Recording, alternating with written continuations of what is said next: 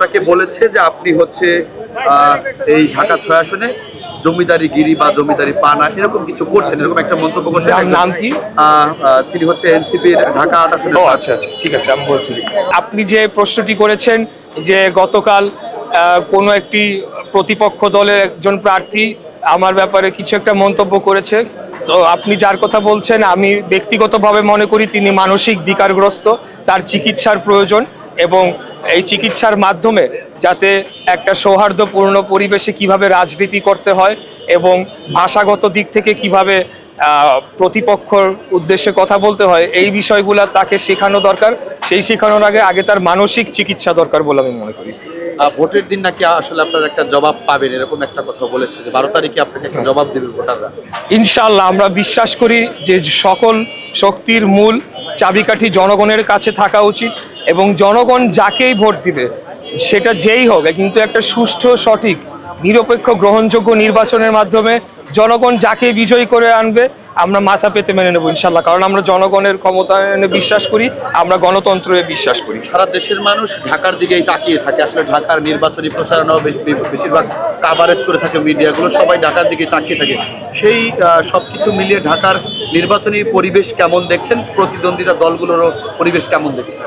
আমি মনে করি যে ঢাকার এখন নির্বাচনী পরিবেশ অত্যন্ত শান্ত এবং সুষ্ঠু রয়েছে সকল জায়গাতেই। আমি অন্যান্য আসনেও কিছুটা যেগুলো আমরা খবরে দেখতে পাই যে শান্তিপূর্ণ পরিবেশই বজায় থাকছে। তবে যেটি বললেন যে কিছু কিছু দলের কিছু কিছু প্রার্থীর বেফাস মন্তব্য এবং কুরুচিপূর্ণ অসৌজন্যমূলক মন্তব্যের কারণে এটা অনেকের জন্য একটা অস্বস্তির কারণ হয়ে দাঁড়িয়েছে, বিশেষ করে ভোটারদের মধ্যে।